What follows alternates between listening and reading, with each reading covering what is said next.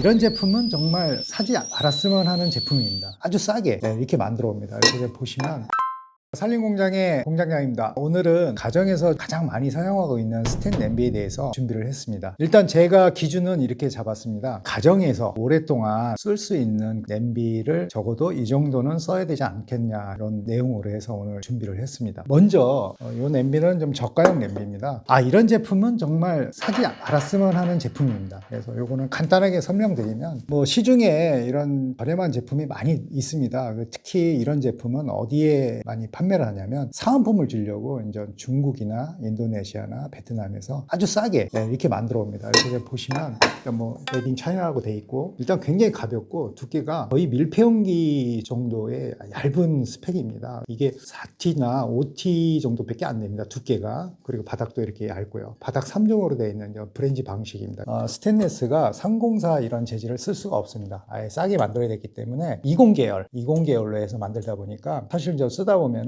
가장 불편한 게 스테인리스가 안 좋은 거기 때문에 나중에 이제 부식도 날 수도 있지만, 너무나 얇아가지고 옆에가 요리하다 보면 탑니다. 이쪽 안쪽부터 이런 게 발상이 되기 때문에 이런 제품은 절대 구매하지 마시고요.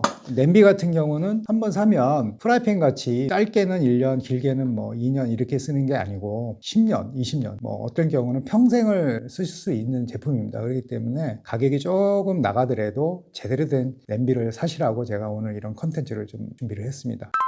네 가지로 제가 말씀을 드릴게요. 첫째는 스테인리스 재질, 이 안쪽 재질을 말씀을 드리는 겁니다. 인덕션을 사용하기 때문에 바깥 스텐은 439 계열이나 430 계열을 쓰기 때문에 바깥 스텐보다는 안쪽 스텐이 가장 중요합니다. 그래서 안쪽 스텐은 식품을 요리하기 때문에 304 재질 이상 316 재질을 써야 된다. 이게 이제 기본적인 내용이고요. 두 번째는 스테인리스의 두께입니다. 두께가 굉장히 중요합니다. 왜냐하면 일정 두께가 되지 않으면은 변형도 가고, 아까 같이 이렇게 스테인리스가 너무 얇으면 음식이 타는 경우가 있습니다. 그래서 일정 두께가 필요한데, 이 통호중 제품을 기준으로 말씀드리면은 바디 두께가 2.5T, 2.5mm 정도 두께가 이상이 돼야지 그래도 집에서 쓸만한 냄비다라고 말씀드리고 싶고요. 그 다음에 뚜껑도 중요합니다. 이 뚜껑을 잘 고객님들이 좀 모르고 계시는 분들이 많은데, 이 뚜껑도 요리할 때 어느 정도 이 눌러주는 압력이 좀 있어야 되기 때문에 요리가 잘 되거든요. 그래서 이 뚜껑은 1T, 두께가 1mm 정도는 돼야 좋은 제품이라고 이렇게 말씀을 드리고 싶고요. 그 다음에 요 바닥 3종 제품도 많이 쓰는데, 요것도 한번 제가 말씀을 드릴게요. 백화점에 가면은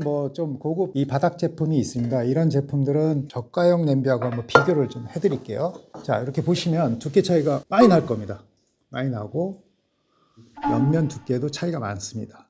쉽게 말씀드리면은 요 저가형 냄비는 두께 바닥도 제가 봤을 때는 4mm 이하, 4mm 이하고, 이런 쓸만한 바닥 3종 냄비는 6mm 정도는 돼야 됩니다. 6mm. 이게 두껍습니다. 무게감도 있고. 그래서 인덕션 쓰는데 아주 최적화된 냄비입니다. 6mm 정도는 바닥 두께가 돼야 되고, 두께는 0.8mm, 8mm 이상 돼야 요리를 할 때 이 바깥쪽, 위쪽 부분에서 음식이 타지 않는 그런 현상이 나타납니다. 그래서 이 두께가 메이커에다 물어보면 알겠는데, 이런 거는 0.8T 그 정도는 돼야 이 제품이 그래도 괜찮다, 이렇게 말씀드리고 싶고요. 그 다음에 뚜껑도 마찬가지로 이 뚜껑 두께도 1T 정도는 돼야 됩니다. 두께가 1T 정도 돼야 쓸만한 냄비다라고 이렇게 말씀을 드리고 싶고요. 특히 여기서 보셨지만은 냄비는 프라이팬하고 좀 틀려서 저는 스텐으로 된 뚜껑을 추천드립니다. 아까도 얘기했듯이 유리 뚜껑이나 이런 거는 열 소진율이 많습니다. 이런 제품들은. 그래서 어느 정도 그래도 스텐으로 된 두께감이 있는 뚜껑으로 해야지만 요리도 잘 되고 오래 쓸 수 있습니다. 두께를 제가 말씀을 드렸고요. 세 번째는 핸들 부착 방식입니다. 요거하고 좀 비교를 해드리면, 이런 거는 리벳 방식이라고 해가지고 프라이팬 할 때도 제가 설명을 드렸는데, 이런 제품들은 안정성은 있지만 이 안쪽에 쓰다 보면 이쪽에 막 음식물도 끼고, 또 이쪽에 때도 끼고, 또 심지어는 수세미도 여기 막 뜯어지거든요, 여기 걸쳐서. 그래서 이런 제품보다는 지금 여기 두 제품도 똑같은데